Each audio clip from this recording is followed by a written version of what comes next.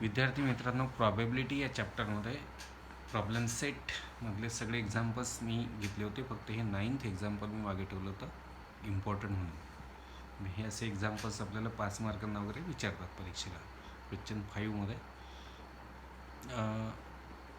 3 मार्कांसाठी किंवा 4 मार्कांसाठी 5 मार्कांचा आपल्याला प्रश्नच नसतो. 4 किंवा मग 3 मार्कांसाठी हा प्रश्न येऊ शकतो. तर हा प्रश्न आता मी इथे काही लिहित नाही आहे, हा इथेच वाचू आपण. Length and breadth of a rectangular garden are 77 metre and 50 metre. एक रेक्टँग्युलर हा असा गार्डन आहे. या रेक्टँग्युलर गार्डनची लांबी आहे 77 मीटर आणि रुंदी आहे 50 metre. There is a circular lake in the garden having diameter 14 metre. याच्यामध्ये एक डायमीटर 14 मीटर असलेला असा एक लेक आहे. असा डायमीटर दिला आहे तुम्हाला 14 मीटर. या गार्डनमध्ये एक लेक आहे. लेक म्हणजे तळं आहे आणि त्याचा डायमीटर गोल आहे आणि त्याचं डायमीटर आहे 14 मीटर. ड्यू टू वाइंड म्हणजे वाऱ्यामुळे a towel from a terrace on a near by building.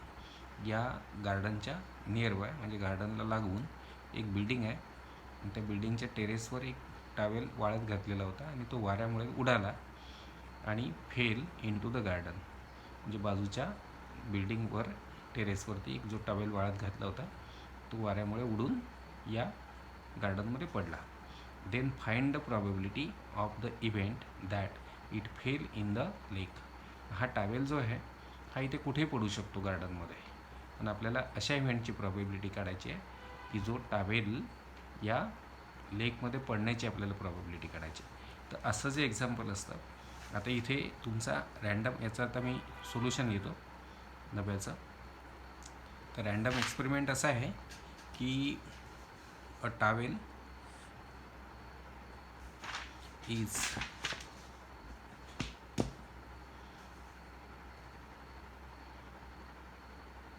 Fail into the garden due to wind. आता कुठून आला तो टावेल वगैरे सगळे घेणे नाही आपल्याला. मेन असं आहे की टावेल पडला, कशामध्ये पडला, गार्डनमध्ये वाऱ्यामुळे. हा तुमचा रॅन्डम एक्सपेरिमेंट आहे मुलांना. ही पहिली स्टेप सुरू आहे. मग देअरफॉर आता टावेल जिथे पडेल ते सॅम्पल स्पेस झाला.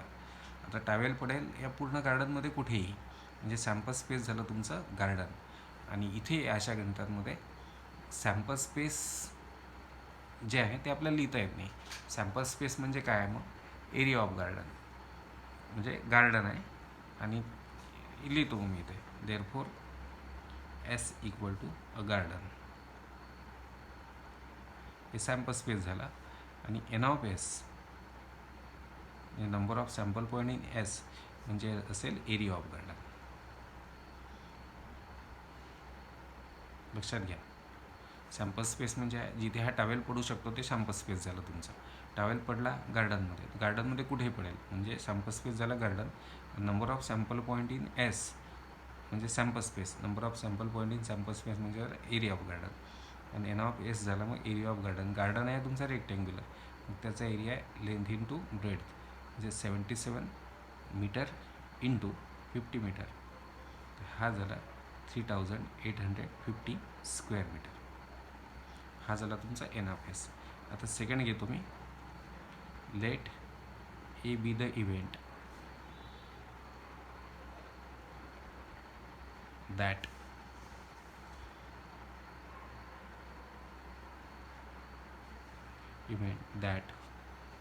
Towel fell into the lake. आता आपल्याला अशा इव्हेंटची प्रॉबेबिलिटी, आता हा गार्डनमध्ये पडला तर लेकमध्ये पडू शकतो, तर तो लेकमध्ये पडण्याची प्रॉबेबिलिटी आपल्याला काढायची. आता हे लेक जे याचं डायमीटर आहे 14 मीटर. मग let A be the event that towel fell into the lake. आता इथे ए जो आहे हा आपल्याला सेट फॉर्ममध्ये लिहिता येणार नाही. इथे इव्हेंट ए जो आहे तो आहे टॉवेल लेकमध्ये पडण्याचा इव्हेंट. मग ए जो लिहायचा आहे ते ए म्हणजे आहे तुमचा अ लेक आणि एन ऑफ ए म्हणजे आहे एरिया ऑफ लेक. आता लेक जो आहे हा तुमचा सर्क्युलर आहे म्हणून त्याचा एरिया काढायचा फॉर्म्युला होईल πr². इथे घेतो आता मी या साईडला. इथे याला कंटिन्यू करतो मी. पाय इंटू पाय, आता पाय घेऊन घेऊ आपण 22/7 सॉरी. आणि आर आहे हा डायमीटर दिला होता 14 मीटर, तर रेडियस 7 आहे. मग त्याची 7 × 7 आर स्क्वेअर असल्यामुळे 7 × 7 रेडियस जी आहे इथे लिहितो मी की since R equal to D/2 equal to 14/2 equal to 7. मग इथे 7ने एका 7ला भाग जाईल. आणि 22चा पाढा तुम्हाला 10वीतल्या मुलांना पाठ पाहिजे. तर 22 7s are 154. 22 7s are 154. तर हे असं आता स्क्वेअर मीटर. आता घेऊ आपण नाव. आता टावेल इव्हेंट आहे टावेल लेकमध्ये पडण्याचा, आणि टावेल लेकमध्ये पडण्याची प्रॉबॅबिलिटी काढायची आहे तुम्हाला. तर मग P of A equal to N of A upon N of S म्हणजे इक्वल टू 154 अपॉन 3850. आता ह्या 154 अपॉन 3850ला आपण 22नी याला भाग जातो का बघू. 22नी 154ला 7चा भाग जातो. 22नी याला भाग जातो का बघू आपण. 22 1 जार 22 1 जार 22. तर 22 जर गेले याच्यामधनं तर 8मधून 2 म्हणजे 6 राहतात, आणि 3मधून म्हणजे 1 राहतो. मग 165. मग पुन्हा आपण भागच देऊन पाहतो इथे. 3850ला आपण 22ने भाग जातो. तर 22 1 जार 22, 6 राहिला, 1 राहिला. मग 5ला घेऊन घेऊ. 5 होतं. तर 22 8 जार 176 होता. तर 22 7 जार 154. इथे 1 राहतो, आणि इथे पण 1 राहतो, आणि इथे 0 राहतो. या 0ला मी खाली घेईल. मग इथे भाग जातो 5चा. म्हणजे 22नी 3 8 5 0ला 175. तर 22नी याला भाग जातो 7चा, आणि 22नी याला भाग जातो, कारण मग 22 पंच 110 होतात. याला भाग जातो 175चा. परत 7/175. आता 7नी 175ला 25चा भाग जातो. 7नी 175ला 25चा भाग जाईल. म्हणजेच देअरफॉर P ऑफ A म्हणजे टावेल लेकमध्ये पडण्याची प्रॉबिलिटी 1/25. तर अशा पद्धतीने हे एक्झाम्पल तुम्हाला समजलं असावं. आता बघा, एक आपल्याला मी तुम्हाला क्वेश्चन बँक पाठवली होती 2दा बोर्डाने आपल्याला जी पाठवलेली आहे. त्या क्वेश्चन बँकेमध्ये आपल्याला प्रॉबिलिटी चॅप्टरमध्ये म्हणजे प्रत्येकच चॅप्टरमध्ये जे आपल्याला प्रश्न विचारतात असतात आपल्या बोर्डाच्या पेपरमध्ये. Question 1, question 2, question 3, question 4, question 5 अशा 5 प्रश्नांमध्ये आपल्याला ते पहिले जे 3 आणि क्वेश्चन वाईज आपल्याला त्याच्यात प्रॉब्लेम्स दिलेले आहेत. तर तुम्हाला पहिल्या क्वेश्चनमध्ये MCQ वगैरे आहेत, 1 मार्कांचे प्रश्न आहेत. दुसऱ्यामध्ये तुम्हाला ॲक्टिव्हिटीज दिल्या 2 मार्कांच्या. नंतर 2 मार्कांचे प्रश्न आहेत. नंतर 3 मार्कांच्या ॲक्टिव्हिटीज आहेत. त्याच्यामध्ये 6 ब्लॉक्स असतात जे आपल्याला भरावे लागतात. तर त्या क्वेश्चन बँकेमध्ये पहिल्या 3 प्रश्नांमध्ये तुम्हाला काहीच प्रॉब्लेम जाणार नाही. ते सगळे तुमच्या पुस्तकातले प्रॉब्लेम्स आहेत जे आपण सोडवलेले आहेत. तर ते काही मी तुम्हाला पुन्हा करून देणार नाही. क्वेश्चन 4मध्ये जे प्रॉब्लेम्स आहे त्याच्यामध्ये 3 प्रॉब्लेम्स दिले आहेत तुम्हाला प्रॉबिलिटीच्या क्वेश्चन बँकेमध्ये. तर त्याच्यातला पहिला आणि दुसरा प्रश्न मी तुम्हाला नेक्स्ट व्हिडिओला करून देईल. तो प्रश्न आपण नेक्स्ट व्हिडिओला घेऊ. त्यातला तो 3rd क्वेश्चन आहे क्वेश्चन 4मधला, तो तुम्ही करू शकता. आता राहिला क्वेश्चन 5. क्वेश्चन 5मधला हा 3rd क्वेश्चन जो आहे हे बघा इथे लिहिला आहे मी. क्वेश्चन बँक बोर्ड त्याच्यामधला क्वेश्चन 5, आणि क्वेश्चन 5मधलं 3rd एक्झाम्पल जे आहे ते याच प्रॉब्लेमसारखं होतं. म्हणून मी आता ते इथे लिहिलं पण आहे प्रॉब्लेम. हे आहे a missing helicopter is reported to have crashed somewhere in the rectangular region shown in figure. म्हणजे एक हेलिकॉप्टर आहे ते क्रॅश झालं एका रेक्टँग्युलर रिजनमध्ये जे फिगरमध्ये दाखवलेलं आहे तुमच्या. आणि what is the probability that it crash inside the lake shown in figure. याच्यासारखं गणित आहे. जसं इथे टावेल पडला या बगीच्यामध्ये, आणि मग तो लेकमध्ये पडण्याची प्रॉबिलिटी काढा. तसं एक हेलिकॉप्टर आहे, ते क्रॅश झालं. कुठे क्रॅश झालं? या रेक्टँग्युलर रिजनमध्ये क्रॅश झालं ते कुठेतरी, आणि ते या याच्यात पडण्याचं हे किलोमीटर आहे. इथे KM पाहिजे, इथे किलोमीटर, किलोमीटर, किलोमीटर आणि हे किलोमीटर, मीटरमध्ये मापन आहेत किलोमीटर. ते किलोमीटरमध्ये हे रेक्टँग्युलर रिजन आहे, याच्यात ते क्रॅश झालं. म्हणजे सॅम्पल स्पेस झाला हे रेक्टँग्युलर रिजन, ते पडलं कुठे? रेक्टँग्युलर एरियामध्ये. रेक्टँग्युलर रिजन सॅम्पल स्पेस झाला आणि ते हे लेक आहे तुमच्या फिगरमध्ये. तर ते लेकमध्ये क्रॅश होण्याची आपल्याला काय करायची आहे? प्रॉबिलिटी. याच्यासारखं गणित आहे. तर आता आपण काय करू? याला सोल्युशन घेऊया आपण. याचं आपलं हे आहे रँडम एक्सपेरिमेंट आहे, अ मिसिंग हेलिकॉप्टर.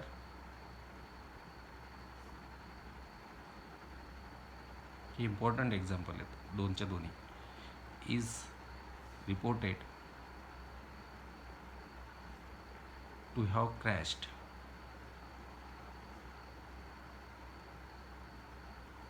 समवेअर, कुठेतरी या इन रेक्टँग्युलर रिजन. रेक्टँग्युलर रिजनमध्ये कुठेतरी ते क्रॅश झालं. मग देअरफॉर सॅम्पल स्पेस झाला, जे तिथे पॉसिबिलिटी कुठे आहे? कुठे पडण्याची पॉसिबिलिटी आहे? या रेक्टँग्युलर रिजनमध्ये पडण्याची प्रॉबिलिटी आहे. म्हणजे सॅम्पल स्पेस झालं तुमचं. तुम्हाला शोधायला लावलं तर कुठे शोधाल? रेक्टँग्युलर रिजनमध्ये. तर हे सॅम्पल स्पेस झालं तुमचं. सॅम्पल स्पेस झाला अ रेक्टँग्युलर रिजन. आणि मग number of sample points in sample space म्हणजे झाला area of rectangular region.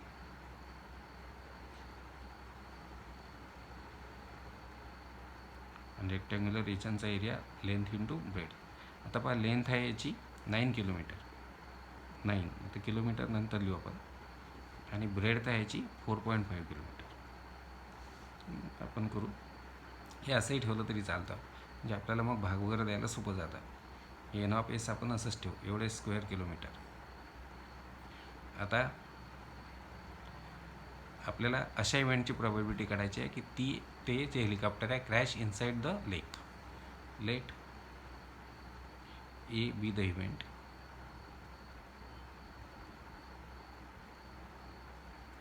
that a helicopter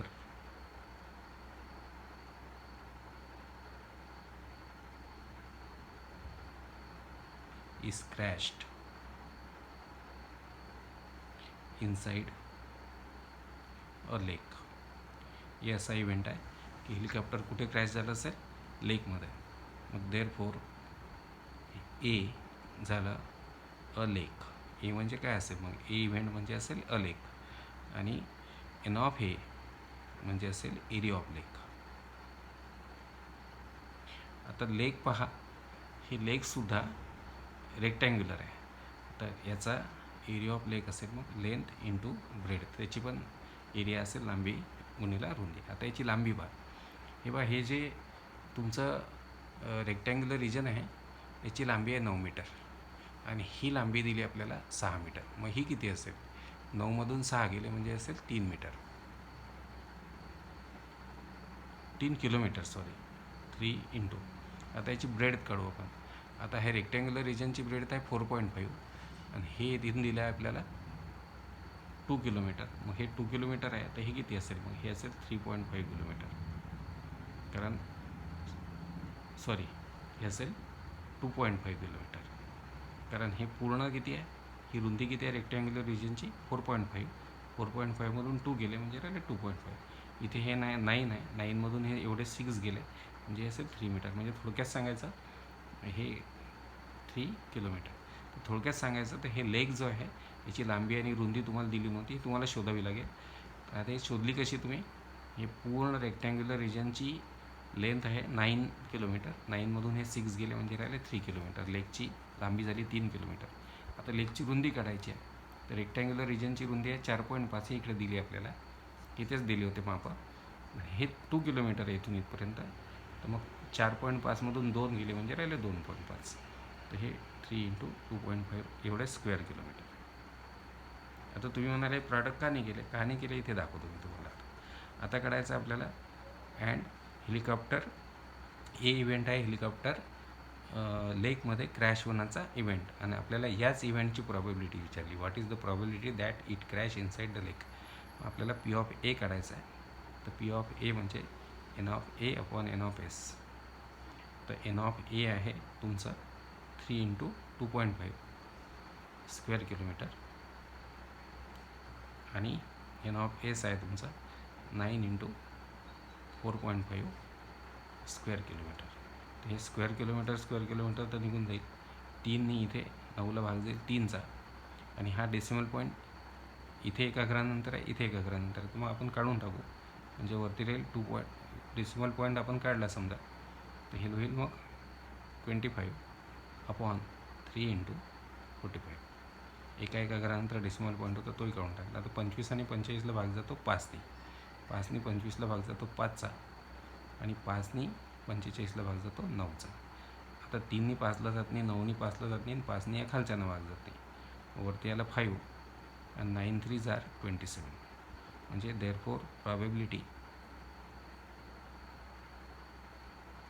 that of helicopter crash into lake will be 5/27. हे 2 एक्झाम्पल्स सारखेच होते जवळपास. आता हे मी या फर्स्ट एक्झाम्पलमध्ये येतो. हा आहे प्रॉब्लेम सेटमधला फर्स्ट प्रॉब्लेम, सॉरी, हा आहे तुमच्या क्वेश्चन बँकेतल्या 5व्या प्रश्नामधला, क्वेश्चन बँकेतल्या क्वेश्चन 5मधला फर्स्ट क्वेश्चन आहे. A bag contains 5 white balls. एका बॅगमध्ये 5 व्हाईट बॉल्स आहेत, अँड सम ब्ल्यू बॉल्स, म्हणजे काही ब्ल्यू बॉल्स आहेत. किती आहेत ते दिलं नाही आपल्याला. If the probability of drawing a blue ball is double, म्हणजे हा रँडम एक्सपेरिमेंट असा आहे की एका बॅगमध्ये 5 व्हाईट बॉल आहेत आणि काही ब्ल्यू बॉल्स आहेत, आणि एक बॉल रँडमली तुम्ही उचलून राहिलेला आहे.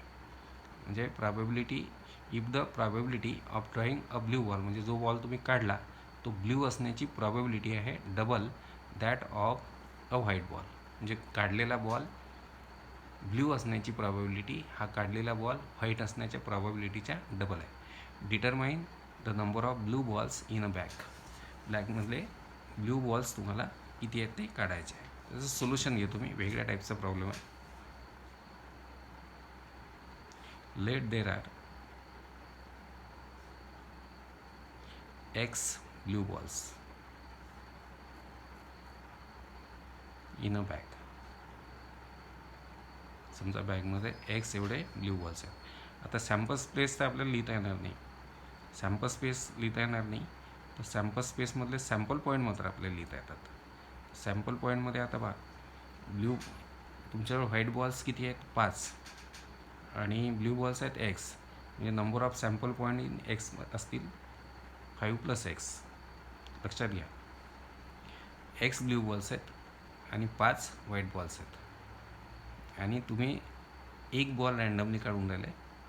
मग सॅम्पल स्पेस असेल कंटेनिंग 5 व्हाईट बॉल, म्हणजे तुम्ही काढलेला बॉल एकतर व्हाईट 1 असेल, व्हाईट 2, व्हाईट 3, व्हाईट 4, व्हाईट 5, किंवा काढलेला बॉल X ब्ल्यू बॉल आहे. X किती आपल्याला माहीत नाही, त्याच्यामुळे मग जर सॅम्पल स्पेस तुम्हाला लिहिता येणार नाही, पण सॅम्पल स्पेसमधले सॅम्पल पॉईंट लिहिता येतील. व्हाईट बॉल 5 आहेत तर ते 5 सॅम्पल पॉईंट असतील, आणि ब्ल्यू बॉल्स X आहेत तर ते X सॅम्पल पॉईंट असतील. तर number of sample points in sample space झाले 5 + X. आता पहिली स्टेप झाली. समजा let A be the event that a ball drawn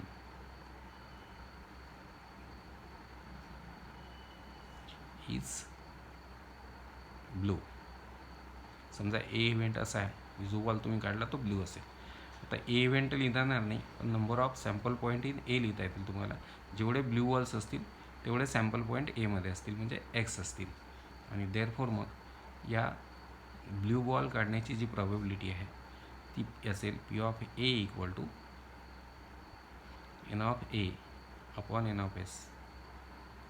he probability असेल तुमची X अपॉन 5 + X. आता पुढची स्टेप घेतो मी.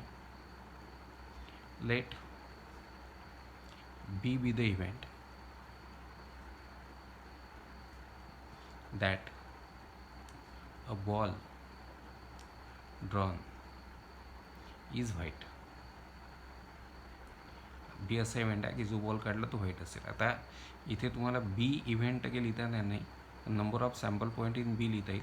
तर व्हाईट बॉल तुमच्याकडे 5 आहे, तर N of B sample point बीमध्ये असतील 5, आणि पी ऑफ बी असेल म्हणजे व्हाईट बॉल काढण्याची जी प्रॉबेबिलिटी आहे, निघण्याची जी प्रॉबेबिलिटी आहे ती आहे N of B upon N of S, जी असेल 5/5 + x. आता लास्ट स्टेप घेतो. From given condition,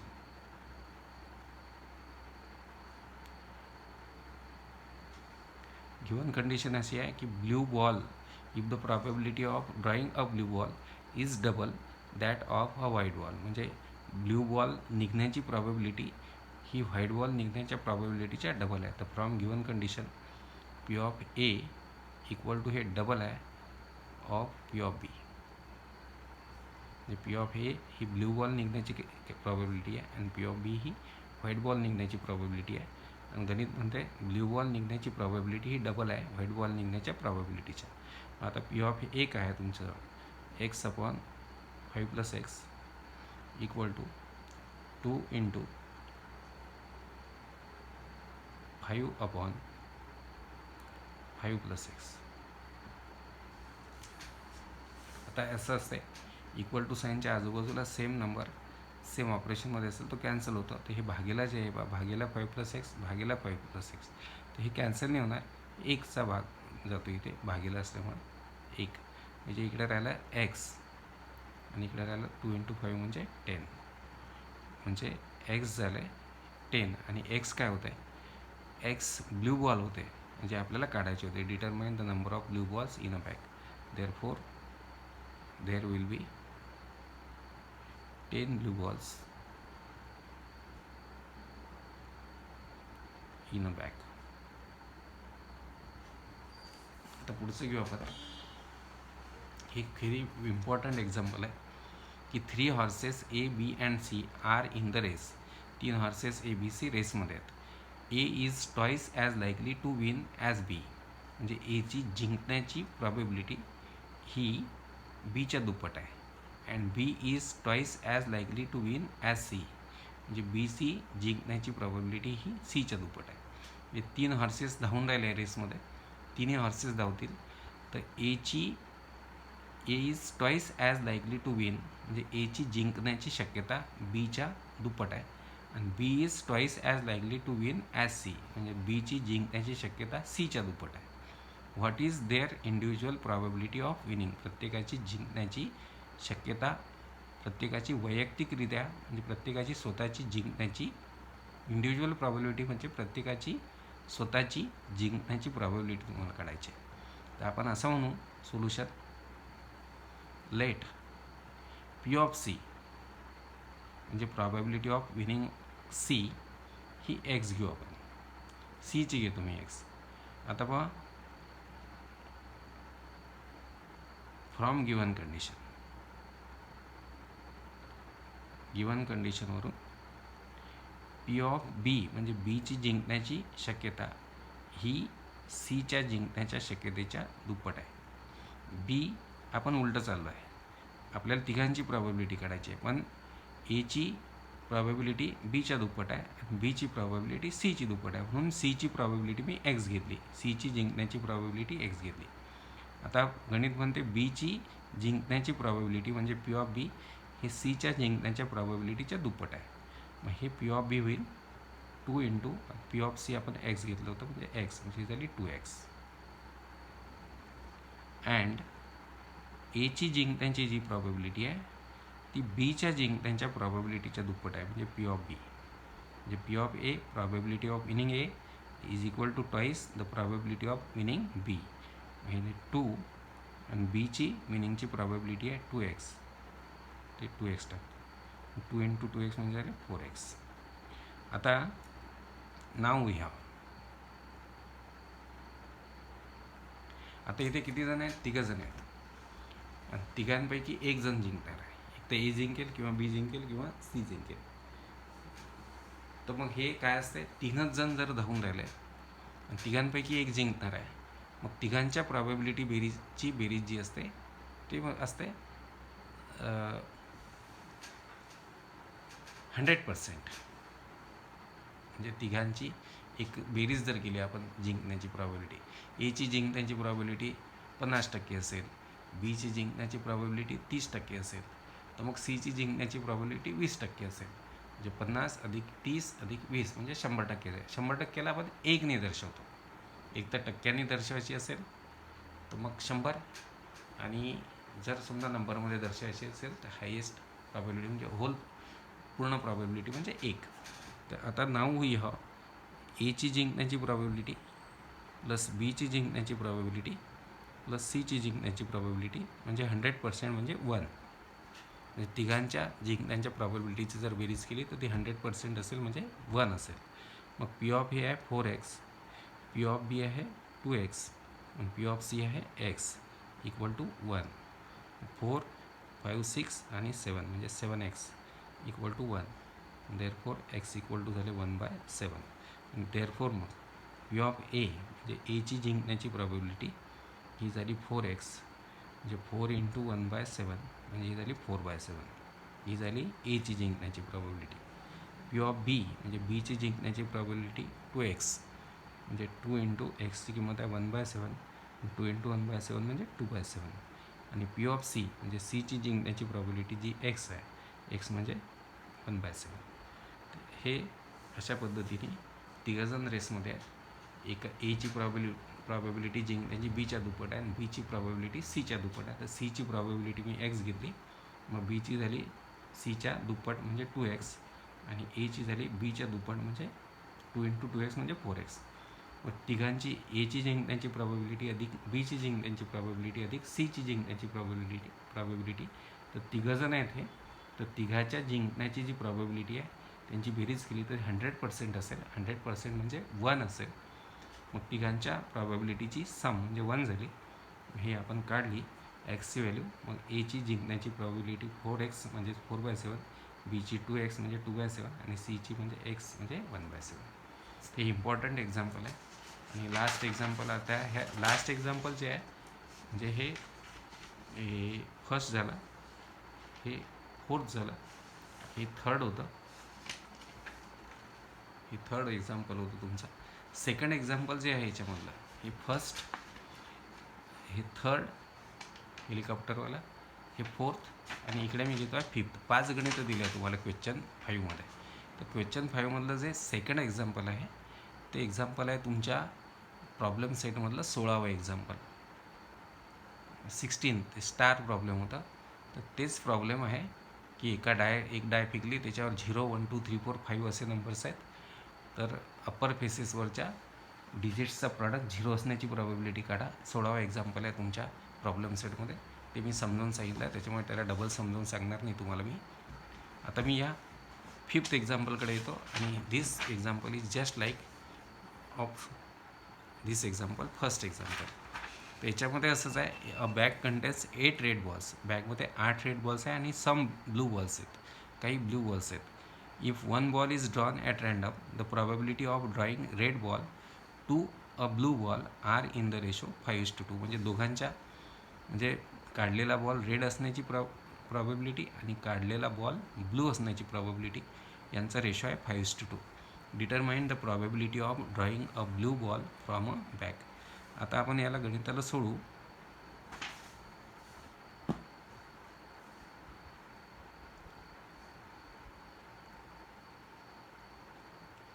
late there are x blue balls in a bag. Let there are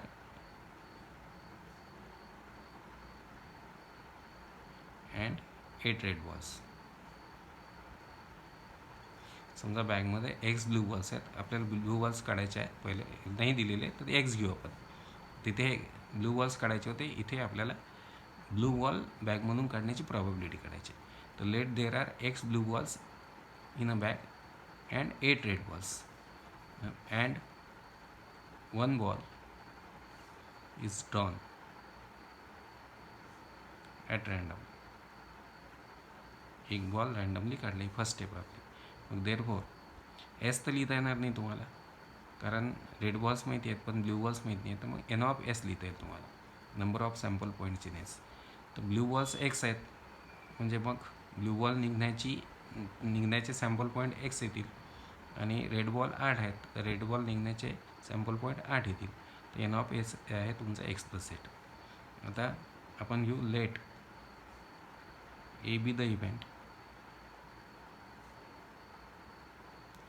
that. पहिले रेड बॉलची घेतो मी, कारण आपल्याला probability of drawing red ball to blue ball दिला आहे 5:2. Let A be the event that a ball drawn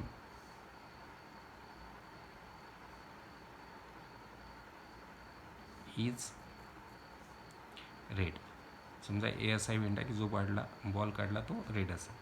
तर मग ए तर नाही लिहिणार आपण, एन ऑफ एस घेऊ आपण डायरेक्ट. तर बॉल रेड असण्याचे सॅम्पल पॉईंट्स असतील तुमच्याजवळ 8, कारण 8 रेड बॉल असल्यामुळे या इव्हेंटमध्ये सॅम्पल पॉईंट असतील 8. आणि मग या इव्हेंटची प्रॉबॅबिलिटी म्हणजे पी ऑफ ए असेल N of A upon N of S, म्हणजे हे असेल 8/x+8. आता आपण घेऊ जी आपल्याला काढायची आहे probability. Let B be the event that a ball drawn is blue. जो बॉल आपण काढला तो ब्लू असण्याचा हा इव्हेंट आहे. मग आता हा इव्हेंट लिहिता येणार नाही, पण एन ऑफ बी लिहिता येतील आपल्याला. ब्ल्यू बॉल किती आहे आपल्याजवळ एक्स, तर बी या इव्हेंटमध्ये सॅम्पल पॉईंट्स असतील मग एक्स. आणि पी ऑफ बी म्हणजे जो बॉल काढला तो ब्ल्यू असण्याची प्रॉबॅबिलिटी ही असेल N of B upon N of S. हीच प्रॉबॅबिलिटी आपल्याला काढायची आहे एक्झाम्पलमध्ये. Find the probability of drawing a blue ball from a bag. तर एन ऑफ बी आहे एक्स आणि एन ऑफ एक्स आहे x+8. आता फ्रॉम गिवन कंडिशन चौथी स्टेप घेतो मी. फ्रॉम गिवन कंडिशन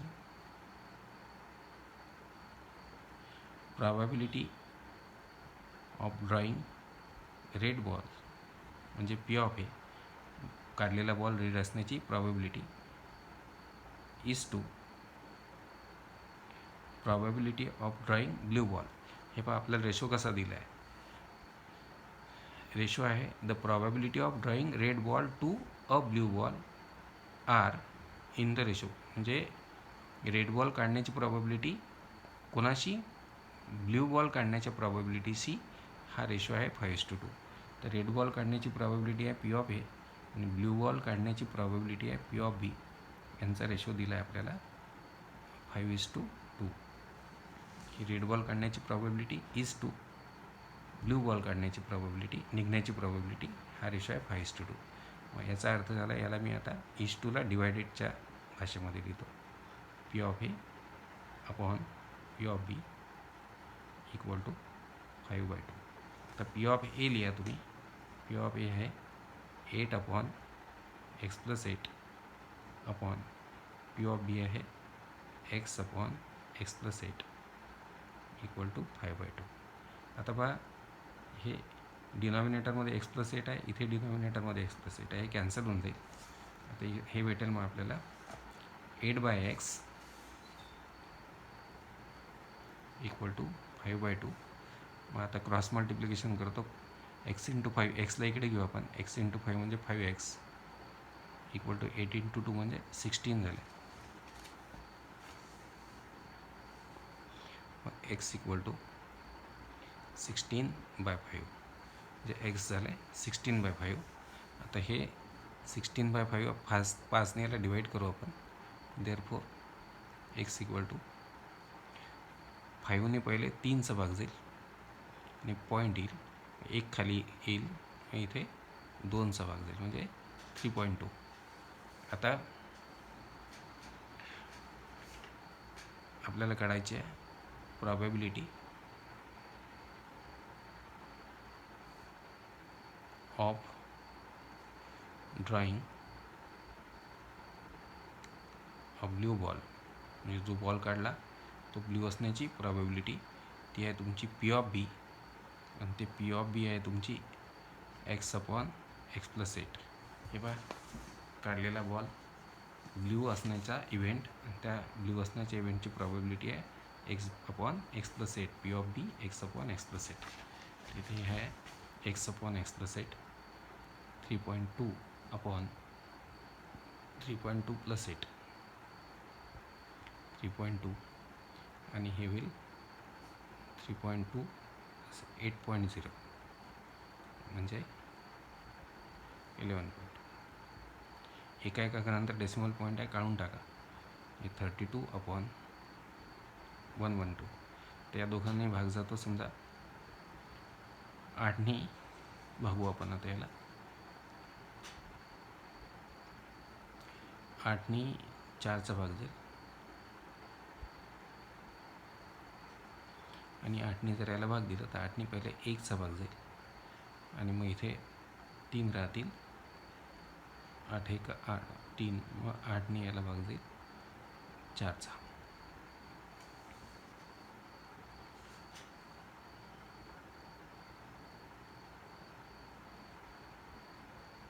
आणि मग 4 आणि 14ला भाग जातील 2नी.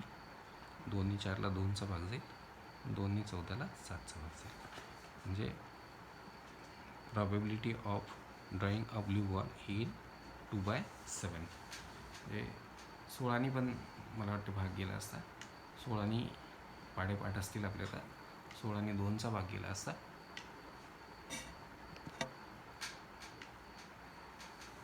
आणि 16नी याला 7चा भाग गेला असता.